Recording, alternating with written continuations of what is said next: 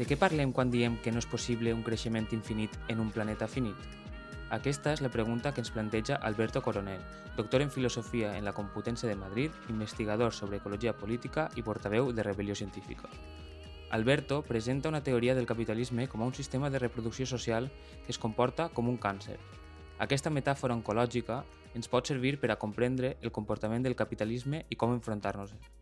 Aquesta xerrada va tindre lloc en el marc de la tercera escola de primavera de la Fènix en Alacant, el 28 de maig de 2026.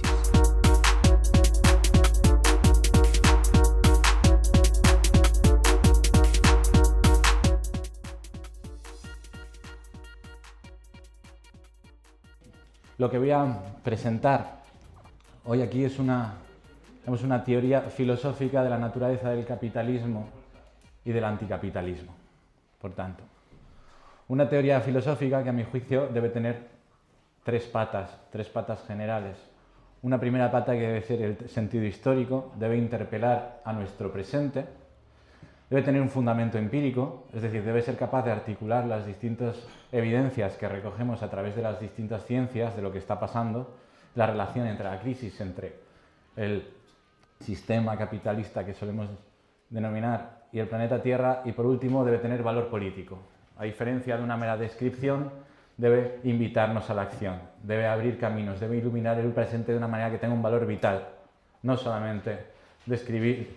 O sea, no estamos de alguna manera para describir la catástrofe, necesitamos entender la catástrofe de cierta manera que nos permita atajarla.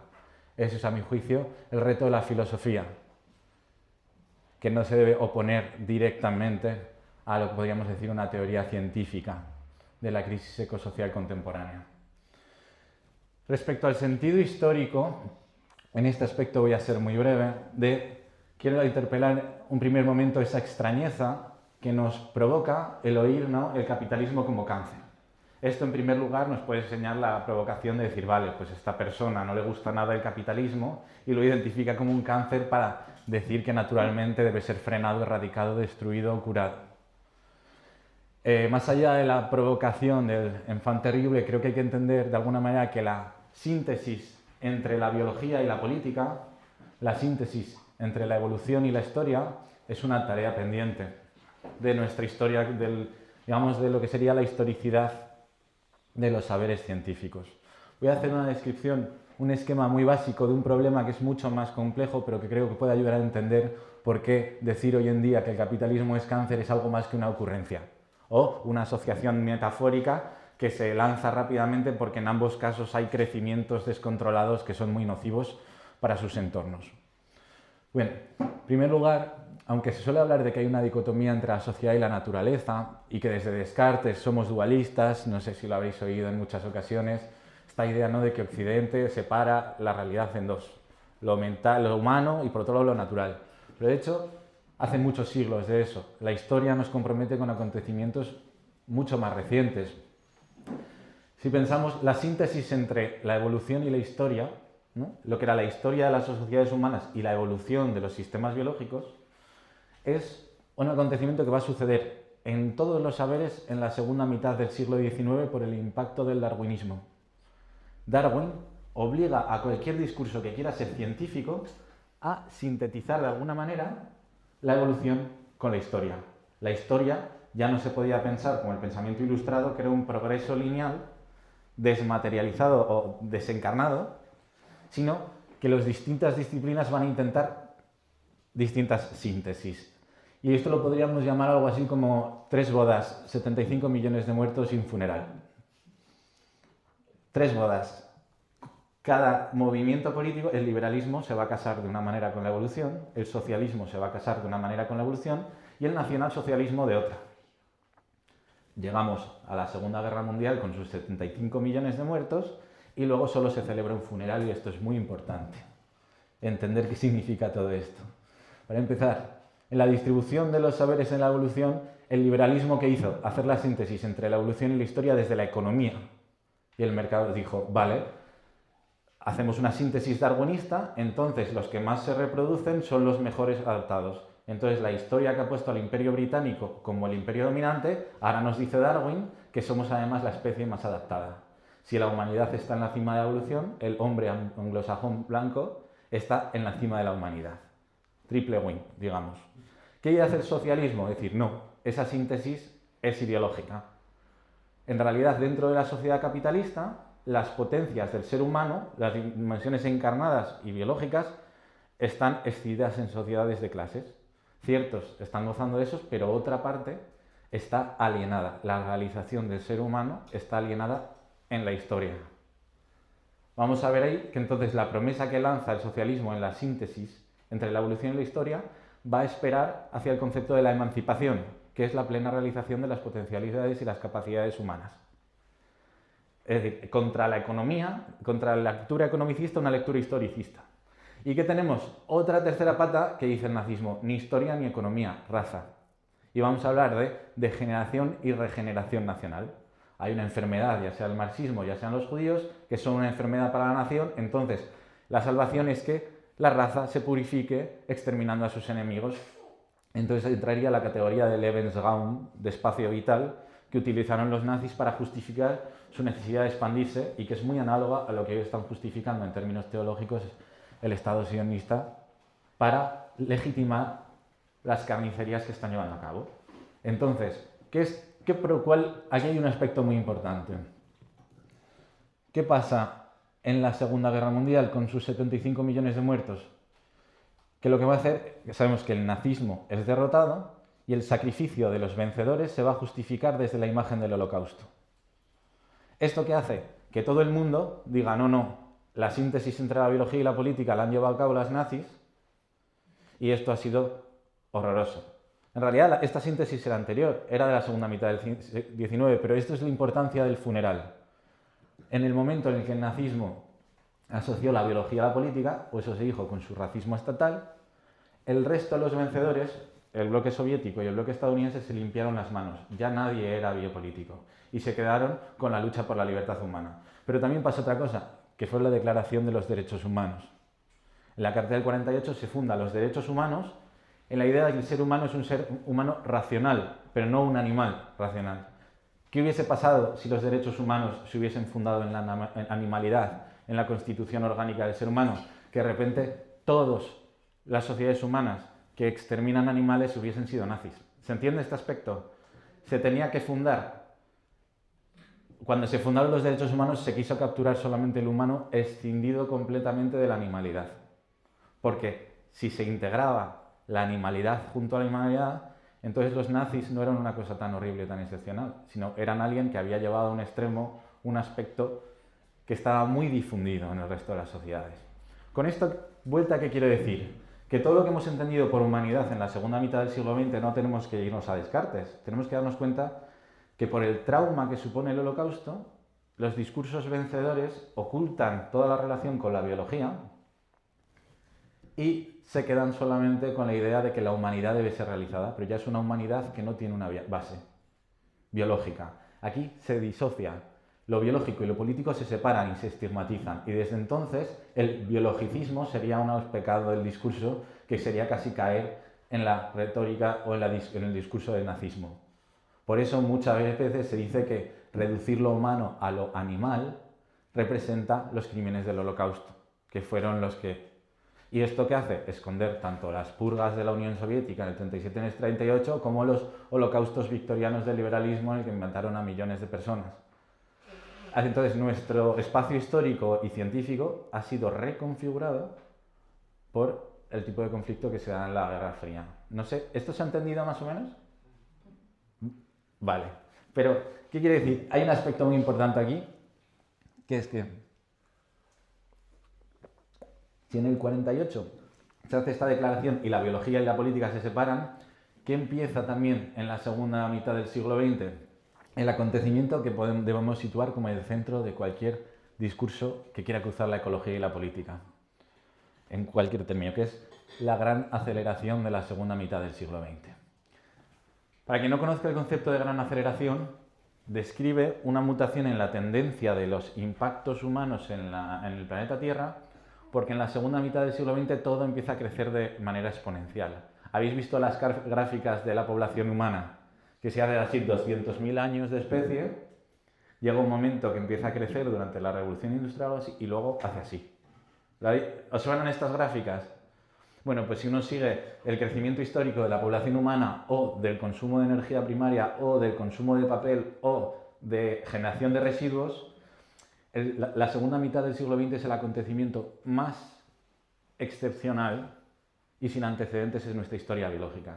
Todas las gráficas describen las gráficas de la gran aceleración, que ha sido uno de los documentos científicos más importantes en esta línea de estudios del antropoceno, del capitaloceno, quizás hayáis oído hablar del término, es que las tendencias hacen así, estallan. Pero la pregunta es, si veis las gráficas, es la renta per cápita, el consumo de energía primaria, cifras, por ejemplo, para que se entienda, solamente en el siglo XX la humanidad ha utilizado más energía que en toda su historia biológica. En una década, en la China del 80 a los 90, nacen más humanos que en toda la Europa del siglo XIX. Esto es un crecimiento exponencial. De nuevo, tenemos que imaginarnos ese palo de hockey. La cuestión es que todavía estamos asimilando qué sucede ahí. Y este gran acontecimiento biológico, que se describe en términos de gran aceleración, pero que debería ser un gran crecimiento, aquí nos vamos acercando al problema del cáncer, es que es un acontecimiento biológico que llega en el momento en el que perdemos nuestra conciencia biológica y donde el momento en el que la biología y la política se separan. Entonces, si el trauma del Holocausto separó la biología y política, vemos que la crisis ecológica, la gran aceleración, vuelve a exigirnos estas categorías, porque si algo es la crisis ecológica, es una crisis biológica. Literalmente estamos consumiendo recursos y generando residuos mucho más rápido que la capacidad de carga del planeta Tierra, que se supera en torno al año 1971. No, en torno al año, ese año se supera. Entonces, ¿qué pasa? Que de repente, aquí es donde empieza a tener sentido recuperar este intento de unificar nuestras categorías y conceptos políticos con nuestras categorías ecológicas y biológicas. Porque cuando se habla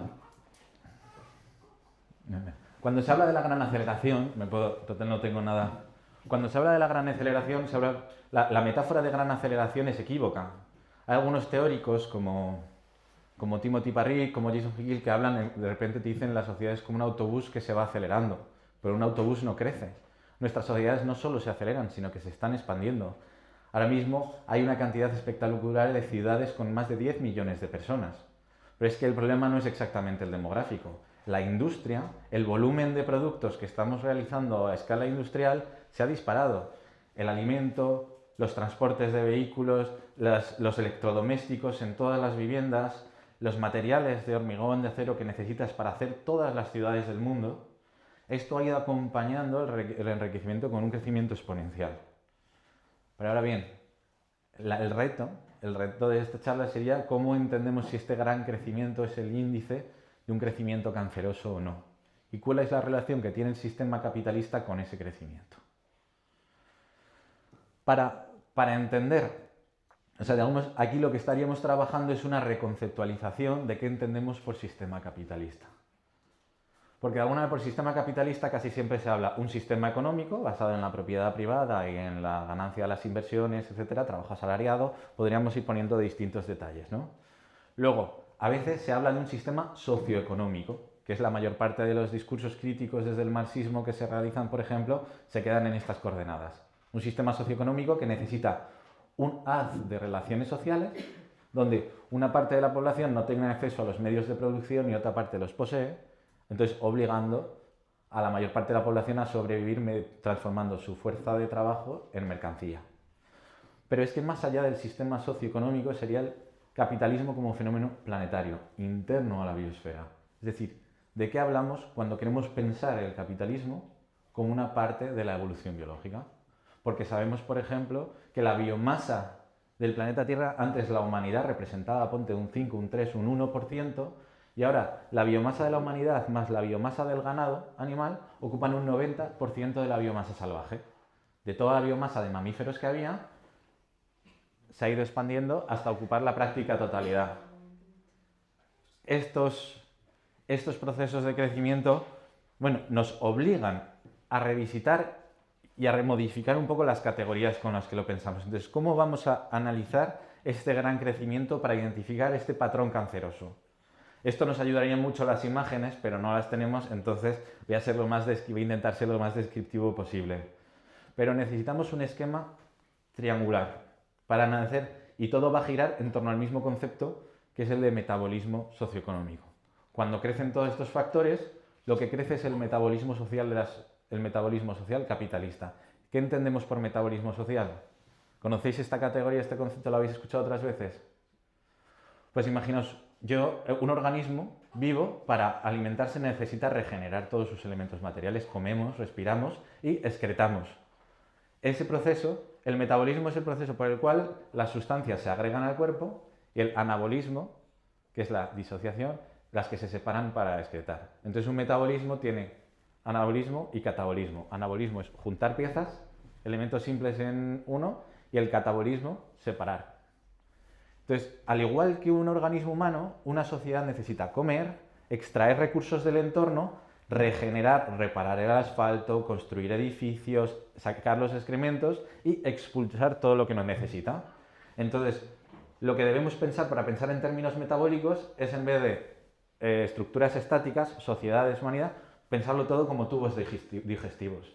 Pensemos una ciudad como un animal que come, ¿no? Y comemos, sabemos que hay que sacrificar tantos millones de animales, tantas toneladas de verduras, todas entran, se distribuyen y se excretan. Y tenemos sistemas de entrada, ¿no? Podemos pensar los camiones como glóbulos rojos que van entrando por la autovía, lo llevan a la industria, se distribuye a los espacios domésticos, se consume y se excreta.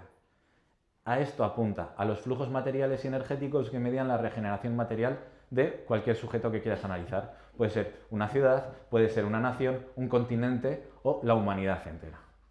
Si coges el metabolismo capitalista global, estaríamos pensando en la totalidad de elementos materiales y energéticos que fluyen por el tubo digestivo del capital para construir todas las mercancías, para fabricarlas, venderlas y todos los excrementos que realiza. Este tubo digestivo ya está comiendo muy por encima de lo que la Tierra puede ofrecer y puede absorber. Y aquí es importante, porque cuando se habla de crisis climática tenemos que pensar en dos direcciones. Por un lado o de cualquier crisis ecológica, son las emisiones que realizamos, y luego, por ejemplo, los bosques o los sistemas de captura de carbono que estamos destruyendo. Entonces hay fuentes y sumideros, y están colapsando todos simultáneamente, porque estamos emitiendo y simultáneamente destruyendo las estructuras que son capaces de capturar. Pero más adelante entraré con los síntomas de la enfermedad. Todavía quiero quedarnos. Este concepto de metabolismo social nos permite pensar tres metabolismos, tres figuras. En primer lugar, el metabolismo planetario. El metabolismo planetario, ¿qué hace? Absorber energía solar, la transforma en materia orgánica a través de millones de reacciones de fotosíntesis, y esto sostiene todas las cadenas tróficas. Toda la energía acumulada en forma de carbón o de combustibles fósiles serían depósitos de esa energía. Pero debemos pensar, al planeta Tierra como un metabolismo dinámico, no como un objeto estático. Es un sujeto que tiene unas dinámicas que, podríamos discutir de la teoría de Gaia y de esta idea del planeta como organismo vivo, pero eso nos llevaría un poco más lejos. Solo quiero que se entienda que el planeta Tierra no estamos aquí imaginándolo estáticamente, sino como un sistema termodinámico que absorbe y recicla prácticamente el 99,9% de la energía que utiliza. Eso quiere decir que tiene un proceso, gracias a ello ha conseguido, por ejemplo, durante los últimos 13.000 años del Holoceno, mantener termorregulado la temperatura media. ¿Qué estamos haciendo? Bueno, no quiero adelantarme, quedaos con este metabolismo planetario el primero. Luego necesitamos un segundo modelo metabólico, serían los metabolismos antropológicos. Nuestra especie, durante los últimos 200.000 años, ha tenido un metabolismo laboral, o sea, un metabolismo social que consiste en coger de los entornos lo que necesita para sobrevivir y expulsar, casi siempre en relaciones de cercanía. Casi todos los metabolismos agrarios de las mayores de las civilizaciones, o de casi todas las civilizaciones, ha tenido una relación muy limitada por el entorno geográfico. Tú recogías el alimento, lo distribuías y los excrementos retornaban a la tierra. Eso ha sido la base de las comunidades humanas digamos, el 95% del tiempo y nuestro periodo industrial sería más bien excepcional. Pero solo quedarnos con esto que diría Marx acerca de los metabolismos antropológicos, que lo que hace las sociedades humanas normales es generar valor de uso. Tú utilizas las cosas para utilizarlas. Entonces aquí cuando satisfaces las necesidades dejas de producir más. Entonces ya tenemos dos. Nos falta la última parte, que es el metabolismo del capital. ¿Qué es el capital como sistema metabólico? Pues el objetivo, ya sabemos, del capital no va a ser producir lo que necesitas, sino necesitas lo que la orientación del metabolismo del capital sería la síntesis del plusvalor. Sería la síntesis de aquello que permite una ganancia a todo el proceso. Entonces, si tú inviertes X, al final del proceso quieres X más 2. Esto, perdonad, porque me está... Quizás me lo quito. Súbelo al máximo arriba. Y no lo muevo. Sí, puede ser. Uy. Ahora sí. Vale. Bueno, estamos en este esquema triangular de metabolismos que nos va a permitir entender cuál es el objetivo de estos esquemas. Cómo los metabolismos antropológicos surgen dentro del metabolismo planetario y mutan en un determinado umbral histórico en metabolismos capitalistas. Y todo ello dentro del metabolismo planetario. Es una mutación interna. Imaginamos que los humanos somos unas células de nuestro cuerpo. Pues al principio nos expandimos y tuvimos una población relativamente constante y de repente empezamos a interactuar, bueno, no es tan de repente, pero por un proceso empezamos a generar estos crecimientos exponenciales, que es lo que poco a poco estamos investigando. Si os fijáis, los metabolismos antropológicos tenían en primer lugar esta intención de utilizar los recursos del entorno y lo que sí que podíamos haber utilizado distintos sistemas tecnológicos para adaptarnos a él. La esclavitud, no solamente tecnológicos, sino también políticos. La esclavitud, por ejemplo, es un sistema donde se delegaban en ciertos cuerpos la satisfacción de ciertas tareas frente a unas élites privilegiadas. Sabemos que en el patriarcado también hay una lectura ecológica que es que la invisibilización de las tareas metabólicas de la reproducción de la vida se habían degradado simbólicamente e invisibilizado. Y cuando llega el capitalismo, ¿qué hace? Dejar todas esas tareas fuera del circuito de la reproducción monetaria. Esto es un poco de basics. Pero quiero apelar a un elemento distinto a estos que se suelen discutir, que es cómo transforman las comunidades humanas los metabolismos antropológicos a la transición a los metabolismos capitalistas.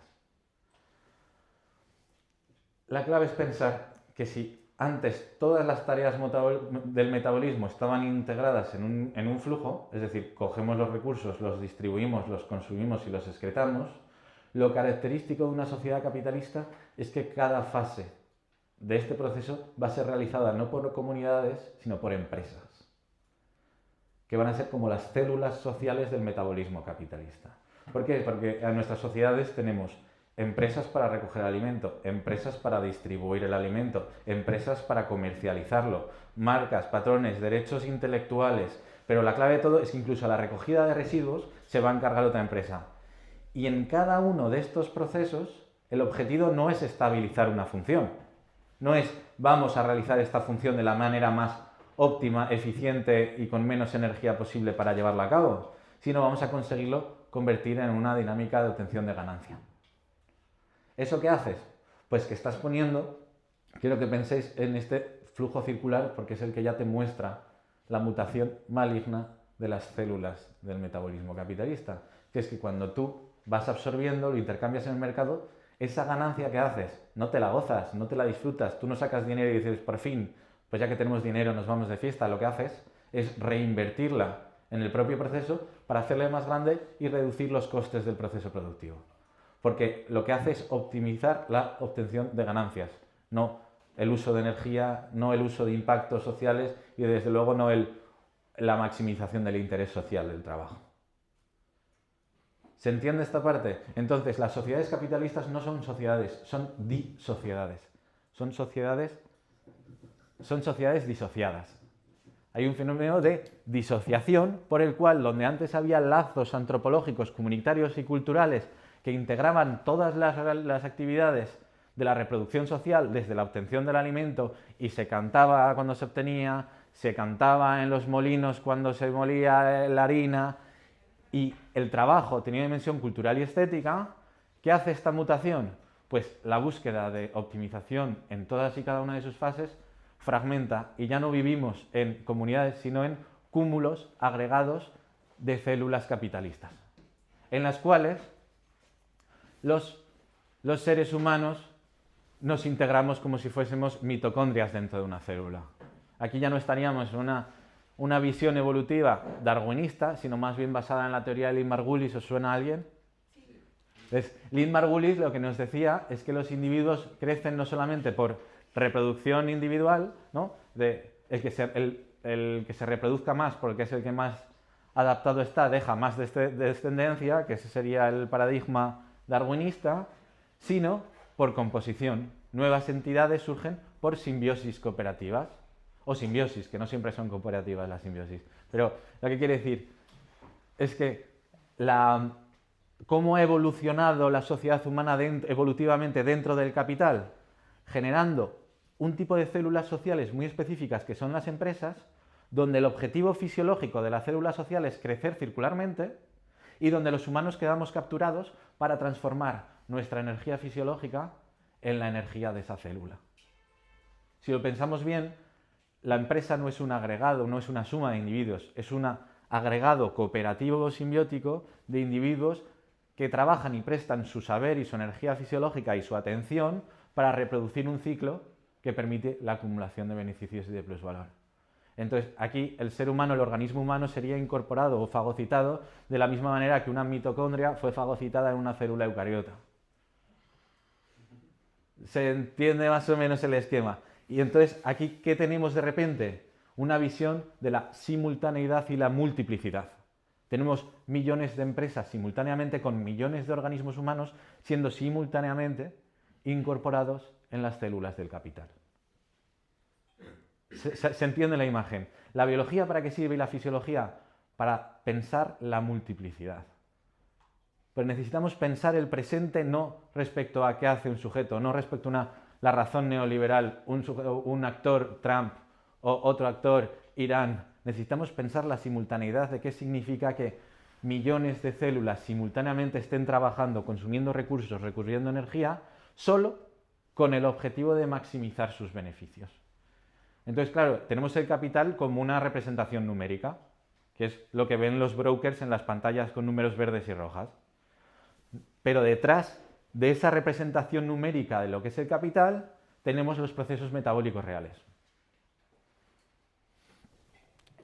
Entonces, ¿qué es lo que estamos aquí diciendo? Que si concebimos la evolución de las sociedades humanas, de los metabolismos antropológicos en metabolismos capitalistas, esa mutación es una mutación maligna.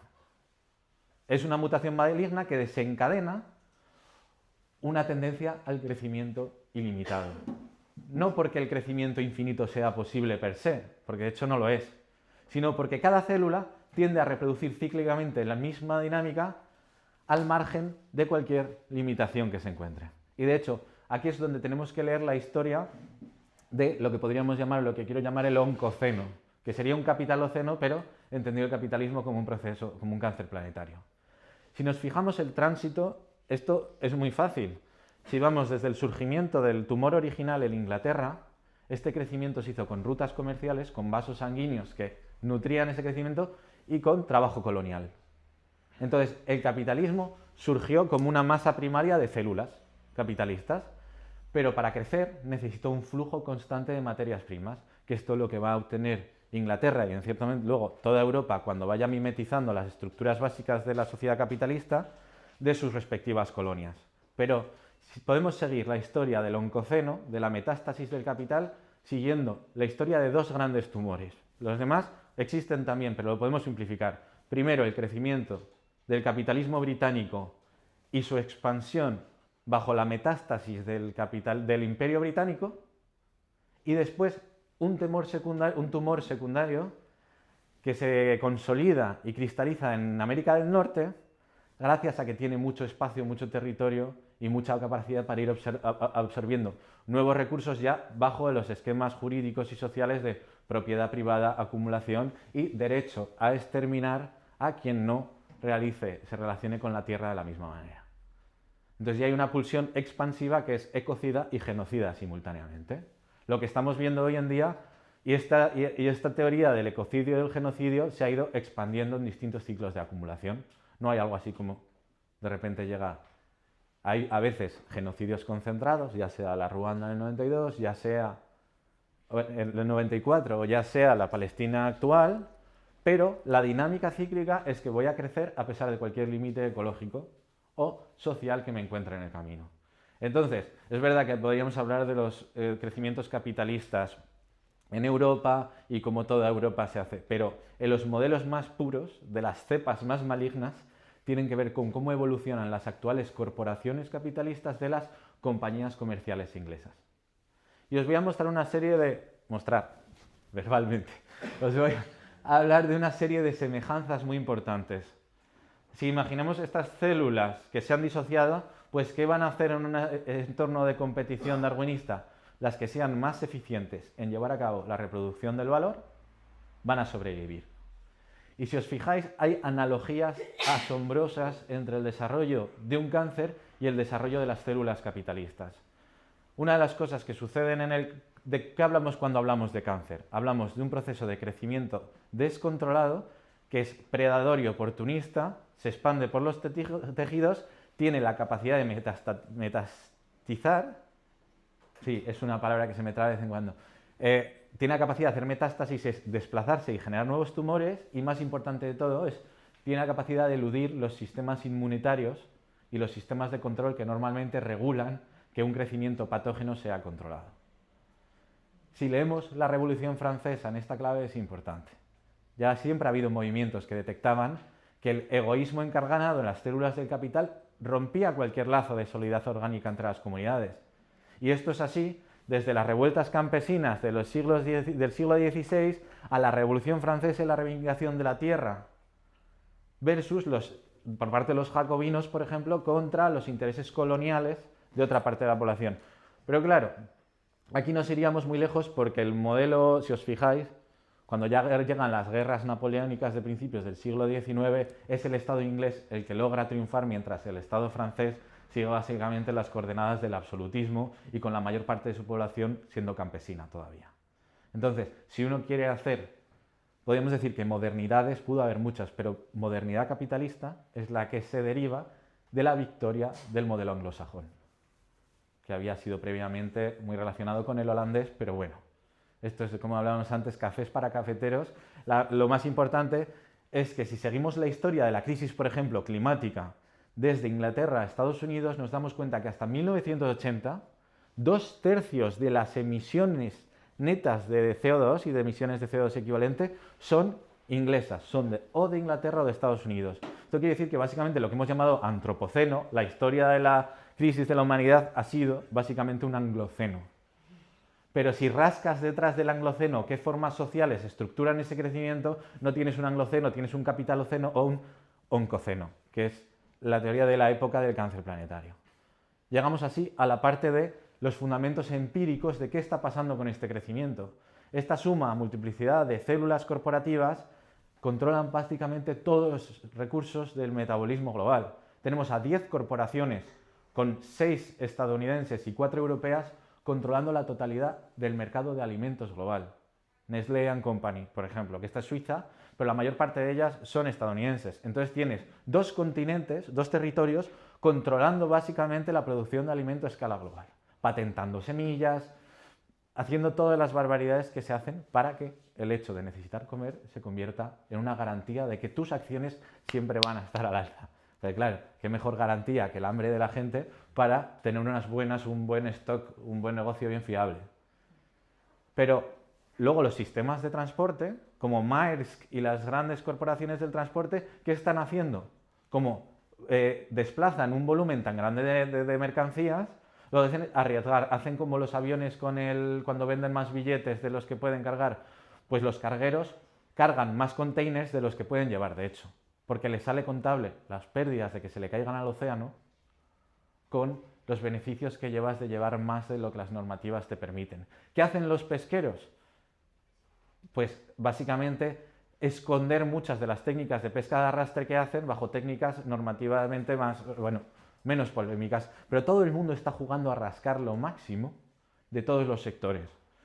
Y a esto tenemos que agregar otros sectores como la industria militar corporativa. Cuando un movimiento canceroso necesita crecer para sobrevivir, no solamente necesitas ingenieros, no solamente dices producción civil, no solamente necesitas alimentarte y beber, necesitas una industria de armamento que sea capaz de mantener la expansión de este crecimiento de manera simultánea. Y de hecho, hoy en día que ahora está la guerra de Estados Unidos y de Irán,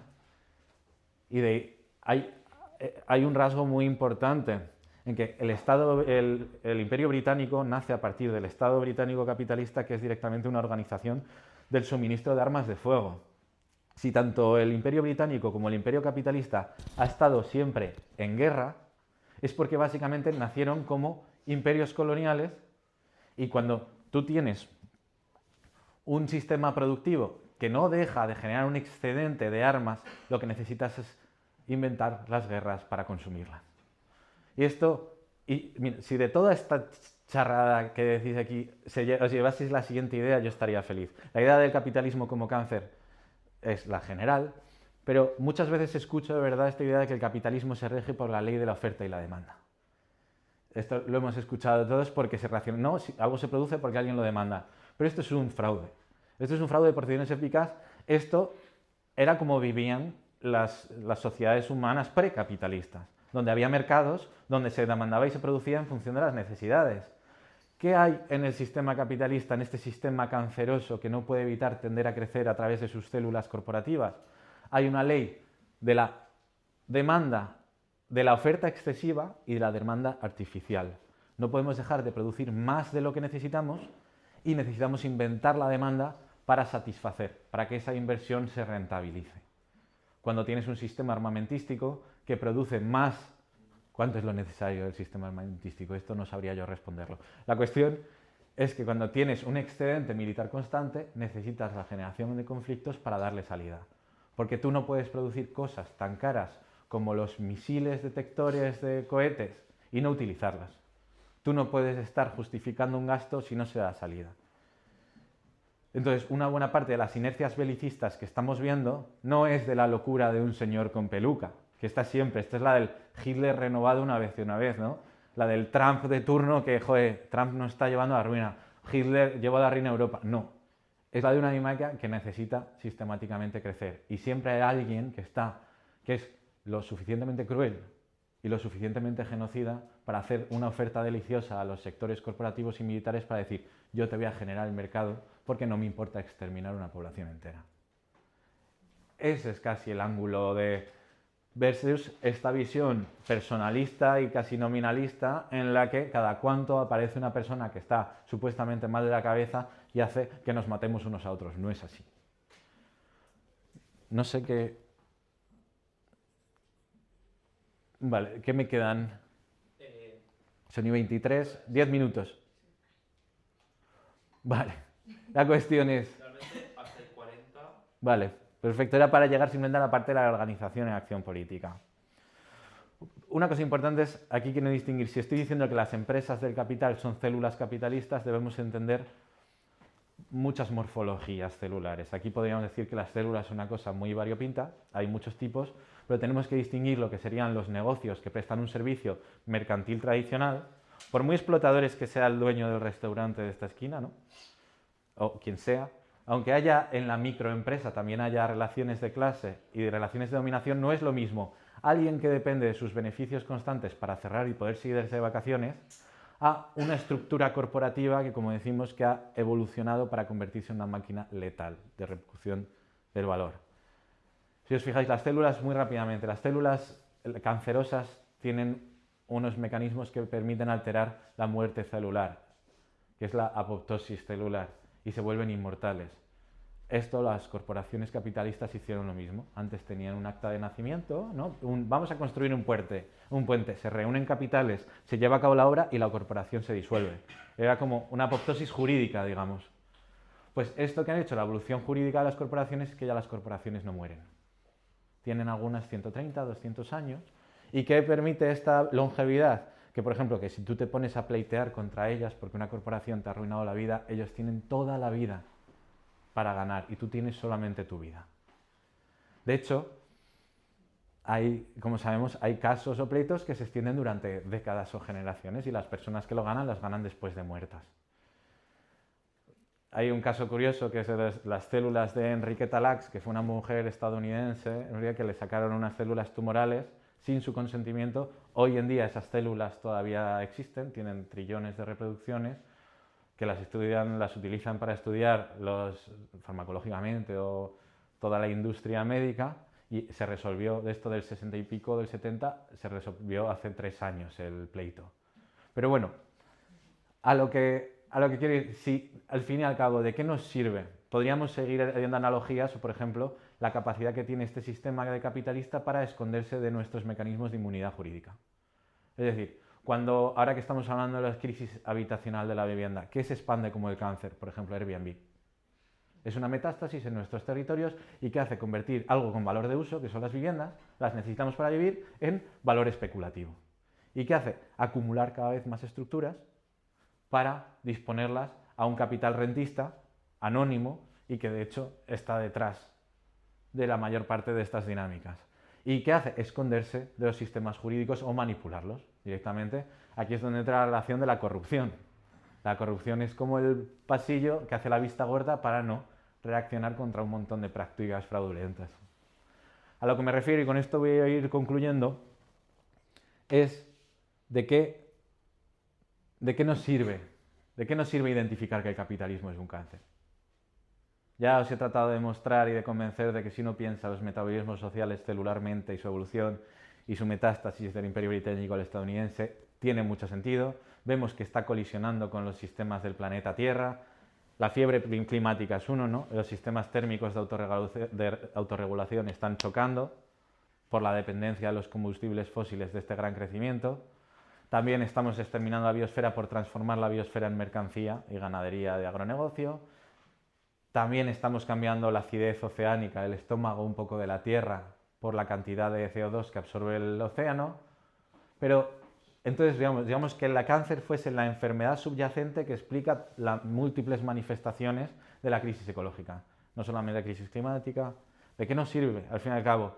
O sea, aquí entra lo más peliagudo, en cierto modo, porque bien, esto da sentido a un montón de enfermedades, pero la idea es cómo sería el anticapitalismo, cómo sería la reacción social para luchar contra un proceso canceroso de esta envergadura.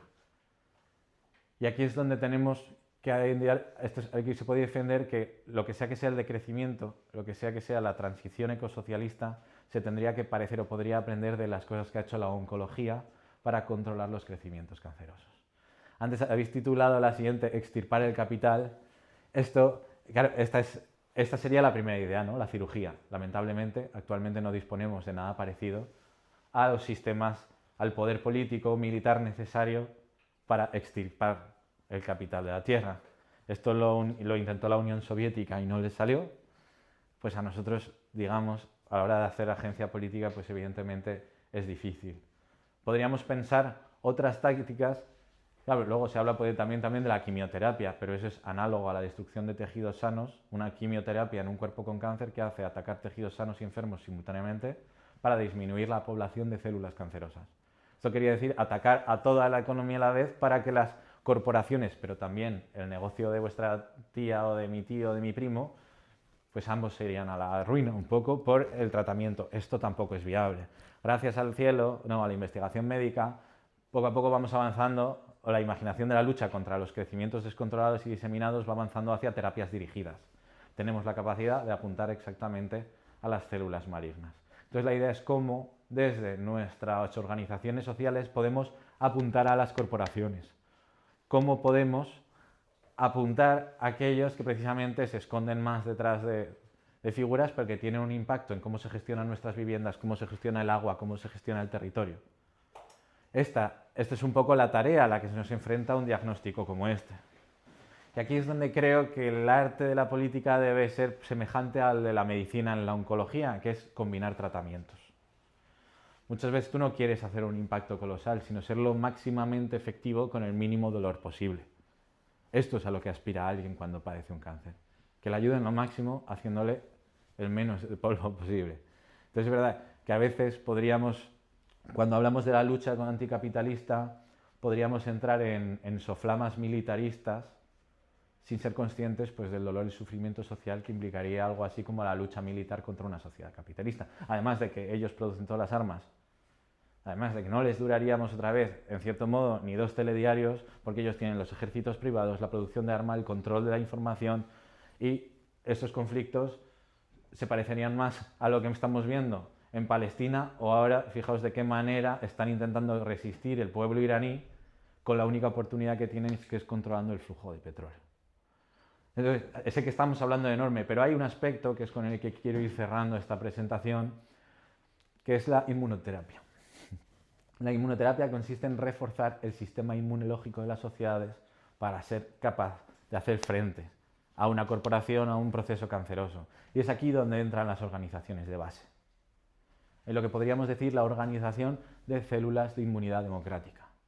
Grupos de personas, a poder ser de manera dispersa, porque si no los aparatos coercitivos del Estado te pillan pasado mañana y no quieres tener organizaciones representadas verticalmente, además de los conflictos que dan también, muchas veces tienen la dificultad de que son jurídicamente muy vulnerables. Imaginaos que cuando se ha conseguido hacer un partido político con capacidad de cambio en un momento dado, ha sido tan fácil como rascar con medios de comunicación inventados, generar falsas para decapitar un intento de hacer la resistencia, como podría ser, aquí pasó con Compromís, pasó en el territorio español, en el Estado español, con Podemos, en el momento en el que hizo una iniciativa más populista, por así decirlo, pues hay un sistema inmunológico del propio capital que va a detener cualquier barrera. Entonces, la tarea o el reto es pensar de alguna manera, que los procesos cancerosos sí se pueden parar, pero tenemos que tomar como punto de partida las fuerzas que podemos organizar. Los movimientos anticoloniales y de delinking, y ya voy cerrando, lo que hacen es intentar cortar los flujos coloniales que nutren a los crecimientos capitalistas en las metrópolis. Hay un proceso en los cánceres que se llama la angiogénesis. Un tumor maligno es capaz de generar vasos sanguíneos para regarse y alimentarse. Manda unas señales de falta de oxígeno y entonces el cuerpo, que es muy generoso, le genera vasos sanguíneos. Esto es lo que hacemos, por ejemplo, cuando rescatamos a las cajas de ahorro. Tú tienes unos capitales de altísimo riesgo en la subprime que se han jugado todo a una tasa de beneficio y de repente colapsan. ¿Qué hacen? Tienen mecanismos para luego generar rescates a partir de los fondos que, pues eso, del dinero de la gente, de cómo son rescatados, pues básicamente es un fenómeno muy parecido. Entonces sabemos qué es lo que hay que hacer. Tendríamos que poner sistemas para satisfacer necesidades humanas al margen de los circuitos del trabajo asalariado. Que alimentar a la población y alimentarnos no dependiese de su rentabilidad mercantil. En segundo lugar, cortar los flujos de rescate internos, es decir, si hay otra crisis como hubo en la pandemia, pues regular muy bien a qué células corporativas queremos salvar. ¿Por qué? ¿Por qué grandes corporaciones que han justificado en su libertad individual todo el derroche y toda la destrucción que nos han hecho tienen que ser rescatadas? Luego, cuando una crisis biológica las ponga de manifiesto que no pueden sobrevivir sin el Estado.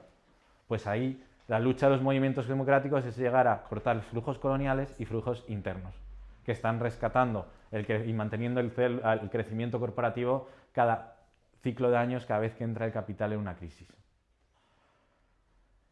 También, a partir de ahí, el horizonte de una transición ecosocialista es pasar de unas sociedades de metabolismos capitalistas que tienden al crecimiento constante a metabolismos estacionarios, metabolismos homeostáticos que sean capaces de reaccionar contra los excesos de crecimiento, pero que también con defecto, es decir, producir lo que necesitas y cuando ya tienes dejar de trabajar. Se van consumiendo las reservas y vuelves a trabajar. Y ahora tenemos sistemas de información y de acumulación de sobra para saber cuál es la relación con la producción y con nuestras reservas. Podríamos hacer estados homeostáticos donde trabajásemos lo necesario para satisfacer las necesidades ecosociales y no más.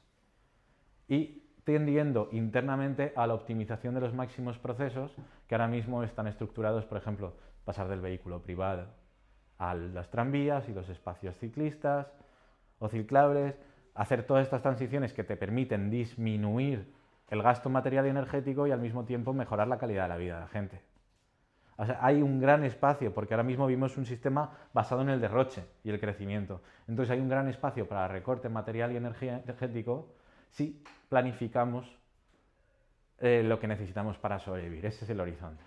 Pero desde las organizaciones de base, la tarea evidentemente es cómo nos convertimos en células capaces de resistir estas especulaciones.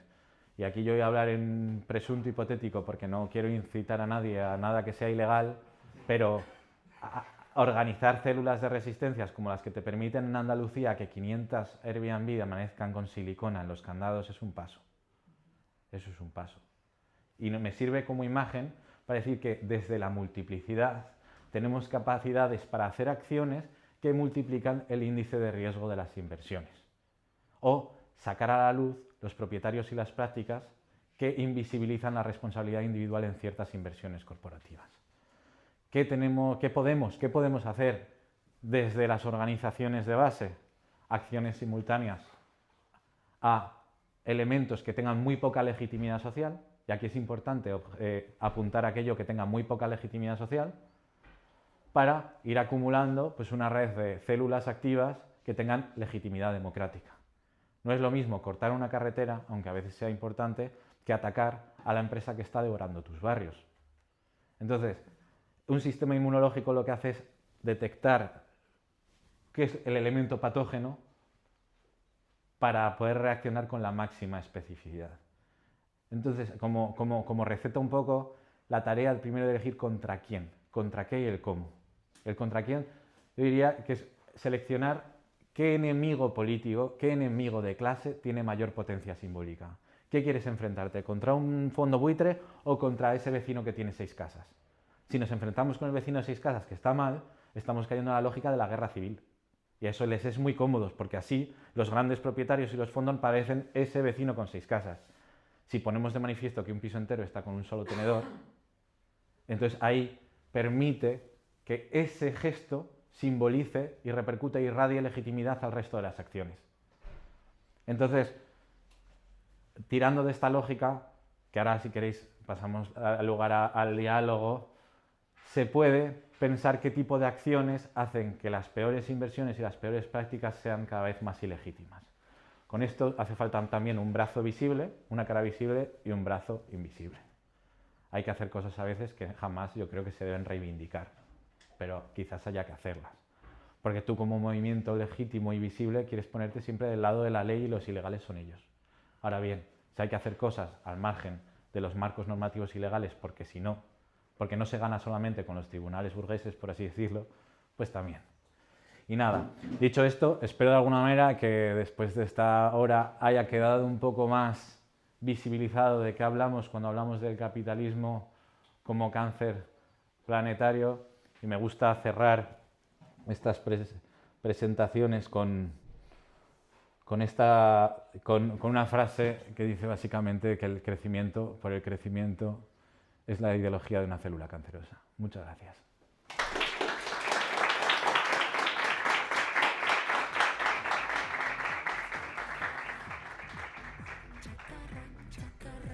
Esperem que hàgiu gaudit d'aquest episodi.